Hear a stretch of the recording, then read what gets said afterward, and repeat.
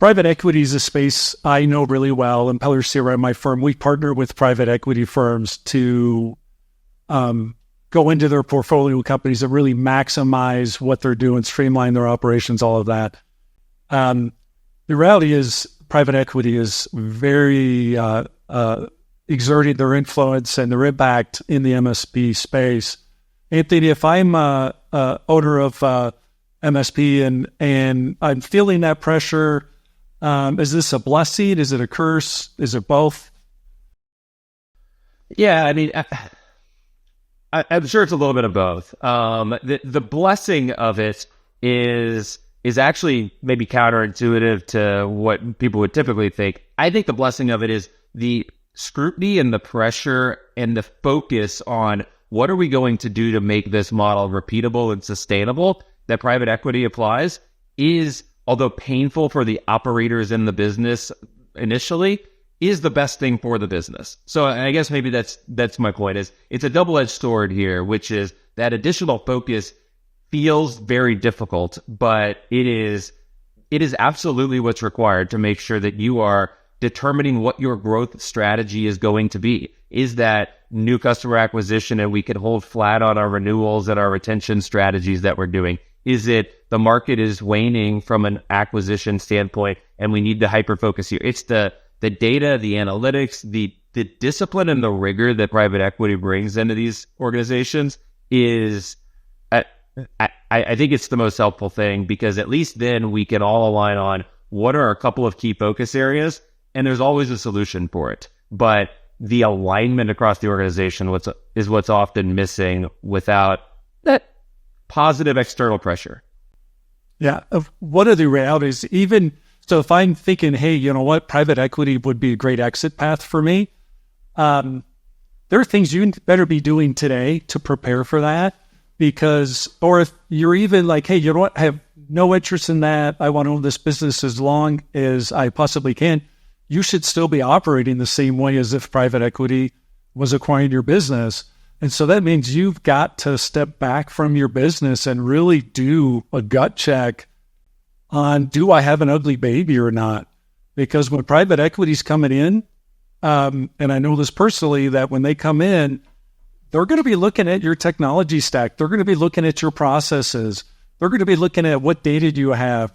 They're going to be going end to end through your business in the same way you should be doing already. And, you know, that's hard. It's not easy. It's really hard because it's your baby, right? To take that step back and realize, hey, maybe my baby isn't as pretty and beautiful as I thought. You know, there's some definite deficiencies I need to tackle. Anthony, how should I be going about that, you know, to really start developing that, you know, the reality that maybe it's ugly now, but I want it to be beautiful a year from now? Yeah, it's a good point. The private equity firms are not asking all those questions and analyzing all those things you just mentioned because they enjoy it, right? They're doing it because that's the way to measure and assess the performance of this business. And so whether or not you want to be acquired, having that mindset and building your operating structure in a way that allows you to analyze that, but then also fine tune it over time is just a great business practice. And at its very beginning stages, I think it begins with two key things. It begins with the data necessary to, and it exists, right? But it's organizing that data and making sure you capture it in a way so that you can actually make informed decisions about what's working and what's not working in my business. And then the leadership focus on, let's align on a strategy to address that data and then continually measure our progress against that. And so the first piece is the data. The second piece is forcing a group that we've been running in seemingly the same direction, but even 1 degree off, if you run long enough, you're going to be pretty far away from each other. And making sure that we have a mechanism to recenter us to our North Star and using the data to guide that, I would say that's the first big step, is putting those two processes in place. And you don't have to be perfect right out of the gate, but any incremental step in that direction. We've got dirty data here, but this is a little clean, or we think this is directionally correct. That's a lot better than where a lot of organizations are starting from. So it's a great start. Mark, what's your perspective on this? Yeah, well, first of all, I agree with everything Anthony just said.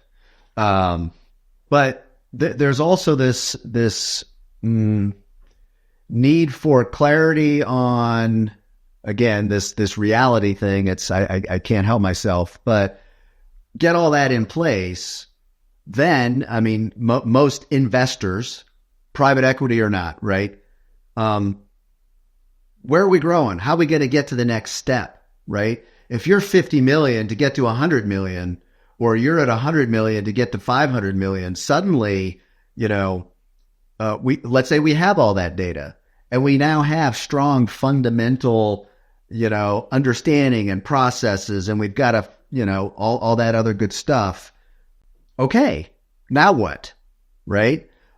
Therein is the additional step, and we're finding actually that, at least for our clients in recent history, they got to do both. Shore up the foundational stuff that Anthony was getting at, but also say, all right, now how are we going to get to the next level? Because ultimately that's what the investors are looking for, right? And understanding the mechanisms, which has been almost everything else we've been talking about for the last, point of time here. Is it existing accounts? Is it, expanding my portfolio? Should we make a couple of acquisitions? If we have an investor or investors with a checkbook, let's go make some acquisitions, get to that. But again, if you don't have that strong fundamental base to absorb and integrate and make an acquisition work, right? Because that's the fastest path to growing revenue. But putting companies together, there's so many stories. I have to spend time here with, you on this, but, if you don't have a model that can get them integrated, relatively quickly to take advantage of that investment thesis of an acquisition, now you got to do it all over again. What's the fundamentals? And that's where I think there's a lot of, toe stubbing, and those investment theses are a little bit suboptimal, over the long term. But everything else, again, we still have to pay the piper, right? Whether you're a public company or a private and all that good stuff. I think the forced discipline to get a forced multiplier, right, from a PE firm or something like that. We got to work, growth and, the fundamental, foundational stuff at the same time. And a lot of MSPs, if they're smaller, relatively speaking, there's a handful of people that built them, operated them. Sometimes that discipline, if I can use that word, seems to, really stress people out, right? Because they're entrepreneurial and they, want to keep doing what they've been doing, but you hit a point where the size of the company and you have so many accounts, doing more of the same doesn't actually get you that 2x or 3x that's ultimately what's needed from the investor's point of view. And, then it's time to start looking at changing the differentiation model, if you will, right?